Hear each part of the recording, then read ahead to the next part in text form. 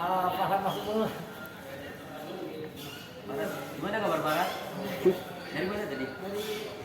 Jago.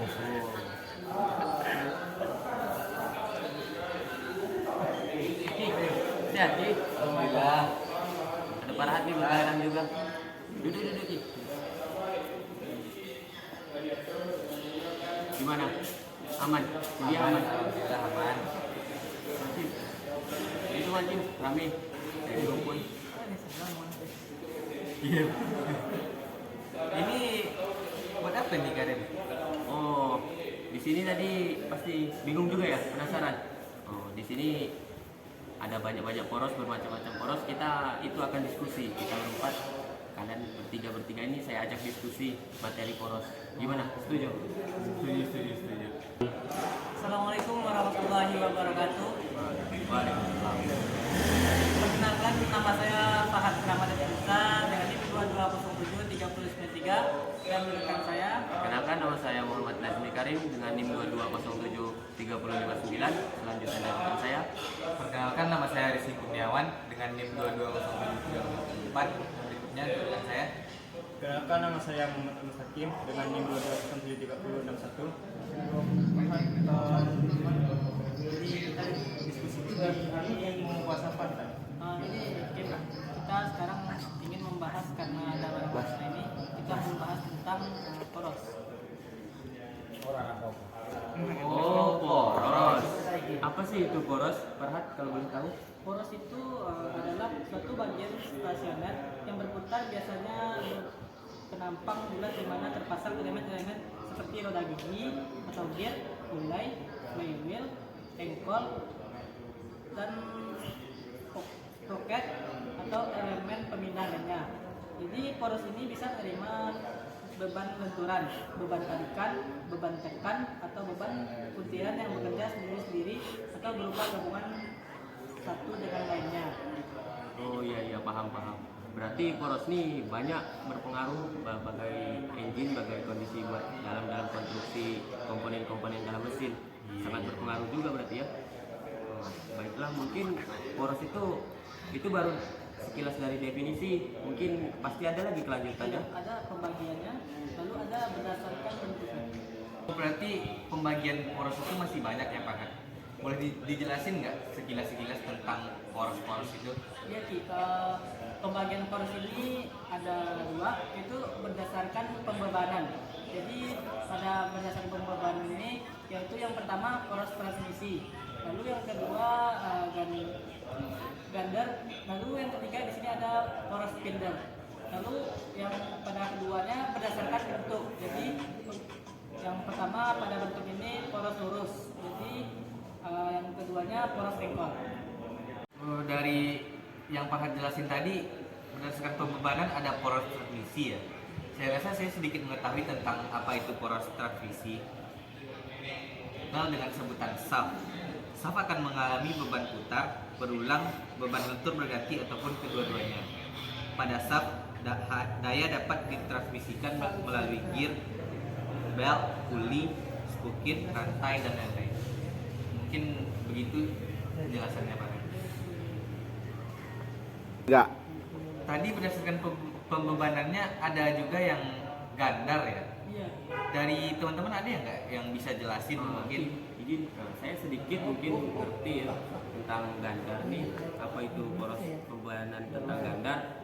Poros gandar itu merupakan poros yang dipasang di antara roda-roda kereta barang tuh. Bisa dianalisa sedikit, bisa dipahami. Oh iya. Yang berada pada kereta itu kan ada tuh pas putaran itu. Nah itu termasuk poros gandar, di mana dia tuh tidak menerima beban lentir yang hanya mendapatkan beban lentur saja. Nah itu sedikit penjelasannya mungkin. Enggak. Tadi berdasarkan pembebanan ya Barat, itu ada 3 kan, baru 2 yang diketahui ya. Berarti selanjutnya tuh ada tadi bilang Farhat tuh poros spindle, ya kan begitu. Oh, di antara rekan-rekan atau Bang Hakim mungkin lebih mengetahui tentang poros spindle. Oh, saya juga sedikit mengetahui tentang poros spindle. Oh, bisa dijelaskan sedikit itu Bang Hakim? Oh, bisa. Poros spindle merupakan poros transmisi ya. relatif Baru pendek. buka asli tadi asli Misalnya itu. pada poros utama Dapat. lebar utamanya berupa beban puntiran. Selain beban puntiran, poros spindle juga menerima beban lentur. Poros spindle dapat digunakan secara efektif apabila deformasi yang terjadi pada poros tersebut kecil. Sekian yang sedikit yang saya tahu tentang poros spindle. Apakah paham teman-teman? Sekiranya kami paham, terima kasih kan Pak Hakim telah memberikan sedikit materi tentang spindle. Yang tadi dibacakan itu berarti pembagian poros yang berdasarkan bebanan ya? Iya Pak. Jadi selanjutnya kan ada berdasarkan bentuk. Jadi pada poros yang berdasarkan bentuk ini nih ada poros lurus. Iya, ini dia poros lurus. Ini dari bentuknya sendiri kita dapat lihat kan, bentuk porosnya tersebut lurus. Oh, jadi kalau yang poros yang berbentuk seperti ini Poros engkol Pak. Poros engkol dari konstruksi bentuknya aja sudah berbeda kan? Bisa kita lihat sekilas saja. Berarti dua ini berarti pembagian dari poros bentuk ya. Iya. Yang ini poros lurus, yang ini poros engkol. Engkol. Jadi ini kan tadi sudah kita diskusikan antara poros lurus dengan poros engkol. Terdapat beberapa perbedaan, diantaranya tadi telah disebutkan. Selanjutnya ini kita nih ada juga perlu meninjau dari segi besarnya transmisi daya yang mampu ditransmisikan. Adapun poros itu merupakan elemen mesin yang cocok untuk mentransmisikan daya yang kecil, yang dimana yang dimaksud agar terhadap kebebanannya bagi perubahan arah agar momen putarnya itu bisa seimbang. Nah, adapun hal-hal yang perlu diperhatikan, yang pertama ada kekuatan poros, terus ada kekakuan poros, ada putaran, ada korosinya, ada material poros.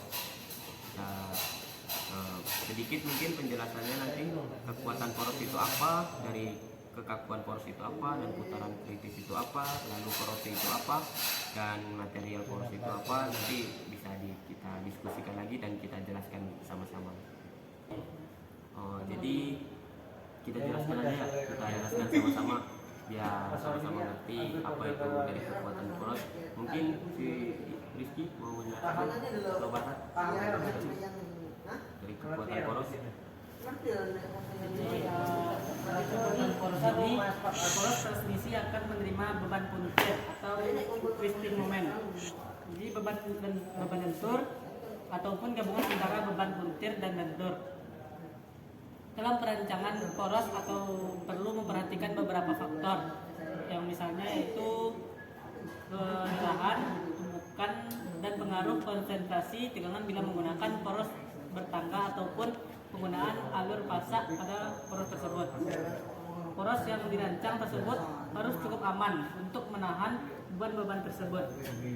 Lalu yang kedua di sini ada kekakuan poros. Jadi kekuatan poros ini meskipun sebuah poros mempunyai kekuatan yang cukup aman dalam menahan pembebanan, tapi adanya lenturan atau defleksi yang terlalu besar akan mengakibatkan ketidaktelitian pada mesin perkakas. Lalu getaran mesin, vibration, dan suara. Oleh karena itu, di samping memperhatikan kekuatan poros, kekakuan poros juga harus diperhatikan dan disesuaikan dengan jenis mesin yang akan ditransmisikan dayanya dengan poros tersebut. Lalu yang ketiga ini Yang ketiga ada putaran kritis. Mungkin saya bisa jelaskan. Maksudnya itu Berikutnya yaitu putaran kritis. Putaran kritis, bila putaran mesin dinaikkan maka akan menimbulkan getaran atau vibration pada mesin tersebut. Batas antara putaran mesin yang mempunyai jumlah putaran normal dengan putaran mesin yang menimbulkan getaran yang tinggi disebut putaran kritis. Nah, jadi putaran kritis itu adalah batas antara putaran mesin yang mempunyai jumlah putaran normal dengan putaran mesin yang menimbulkan getaran yang tinggi. Hal ini dapat terjadi pada turbin, motor bakar, motor listrik. Dan selain itu, timbulnya getaran yang tinggi dapat mengakibatkan kerusakan pada poros dan bagian-bagian lainnya. Jika dalam perancangan poros perlu mempertimbangkan putaran kerja dari poros tersebut agar lebih rendah dari putaran kritisnya. Berikutnya korosi. Apabila korosi terjadi kontak langsung antara poros dengan fluida korosif, maka dapat mengakibatkan korosi pada poros tersebut. Misalnya pada propeller shaft, pada pompa air. Oleh karena itu, pemilihan bahan-bahan poros dari bahan yang tahan korosi perlu mendapatkan prioritas utama. Mungkin sekian penjelasannya. Untuk berikutnya, Berikutnya mungkin Saudara Hakim bisa menjelaskan tentang material poros, apa itu material poros dan apa-apa saja yang kira-kira di material itu yang dijelaskan. Mungkin saya masih bisa menjelaskannya. Poros yang biasa digunakan untuk putaran tinggi dan beban yang berat pada umumnya dibuat dari baja paduan dengan proses pengerasan kulit sehingga tahan terhadap kerosan. Beberapa di antaranya adalah baja krom nikel, baja krom nikel molybdenum, baja krom molybden, dan lain-lain. Sekalipun demikian, baja paduan khusus tidak selalu dianjurkan untuk alasannya, hanya karena putaran tinggi dan pembebanan yang berat saja. Dengan demikian perlu dipertimbangkan dalam pemilihan jenis proses head treatment yang tepat sehingga akan diperoleh kekuatan yang sesuai. Mungkin sekian penjelasan tentang material poros. Terima kasih sudah dijelaskan beberapa materi tadi tentang hal-hal yang perlu diperhatikan. Nah, di sini saya timbul unek-unek atau timbul pertanyaan. Tadi telah dijelaskan oleh Saudara Rizky, di mana tadi katanya ada putaran kritis dan korosi ya? Iya. Gitu. Di sini tadi kan di saat putaran itu bisa dikatakan cepat, putaran pada poros engkol, jadi getaran itu bisa mengakibatkan juga fatal pada bagian poros ini kerusakan. Betul. Lalu pertanyaan saya, apakah putaran poros ini kan pasti bakal panas juga? Iya. Bisa mengakibatkan terjadinya atau ke korosi atau keausan pada poros. Gimana tanggapan dari Rizky? Yaitu tentang korosif dan aus. Apabila panas gitu kan. Menurut saya kalau untuk korosif itu tidak terjadi karena tidak ada yang menyebabkan hal-hal yang menyebabkan korosif yang terjadi pada poros engkol ini karena letaknya di dalam engine, dan di dalam engine itu juga hanya terdapat pelumas. Kalau untuk aus bisa terjadi, tapi untuk mengurangi hal tersebut kan di dalam mesin itu terdapat pelumas. Nah, fungsi pelumas itu untuk mengurangi keausan dan juga untuk membantu mendinginkan suhu mesin. Jadi pelumas itu sangat penting juga ya? Sangat penting. Mungkin Farhat ada tambahan atau dari Hakim? Cukup. Selanjutnya tadi dijelaskan oleh Farhat itu tentang kekuatan poros dan kekakuan poros. Dalam poros lurus itu kan ini poros lurus. Kalau beban ditambah, beban muatan ditambah pada poros lurus ini penyebabnya apa? Apakah bakal beban itu terlalu berat itu bahkan menyebabkan patah atau masih kuat menahan dari materi-materi yang dibuat oleh poros? Jadi menurut saya bisa patah Yes, karena betul. beban apabila berat dia akan patah. Ya, bisa. Jadi saya gitu Karim. Atau ada tambahan dari kawan-kawan yang lainnya? Gimana? Ada tambahan? Saya masih ada lagi unek-unek satu ini ya. Mungkin saya juga kurang paham masalah poros ini kan karena kita juga di sini belajar. Mungkin Bang Hakim juga mengetahui di bidang material tadi. Itu biasanya poros ini terbuat dari apa? Ada komponen tambahan atau tidak selain baja atau komponen tambahan agar dia tuh konstruksinya lebih kuat, lebih keras barangnya, atau memang gimana pendapat dari Bang Hakim? Bisa sedikit dijelaskan? Pertanyaan Karim tadi, Dari informasi dari yang saya temukan, poros ini terbuat dari baja campuran, yaitu baja krom, baja nikel, dan baja molybden. Dan hanya itu yang ada campuran yang ada pada pembuatan poros ini. Oh, terima kasih Mas Sim telah jawab. Jadi baja ini poros ini sangat penting dibuat dari baja agar tidak terjadi yang hal tidak diinginkan gitu ya. Terima kasih buat semuanya telah memberikan saya tambahan informasi penting dan telah menjawab pertanyaan-pertanyaan saya tadi. Ini sedikit masalah tentang poros. Jadi mungkin saya di sini bisa mengambil kesimpulan beberapa, nggak terlalu banyak. Mungkin kesimpulannya yang bisa saya dapat itu kemungkinan tuh salah satunya poros ini berfungsi buat engine itu sangat berpengaruh. Itu salah satunya. Yang kedua, konstruksi material yang dibuat itu bukan main-main, bukan barang-barang eceng-eceng atau barang-barang abal-abal, benar-benar dari baja khusus, ya kan? Bukan begitu tadi.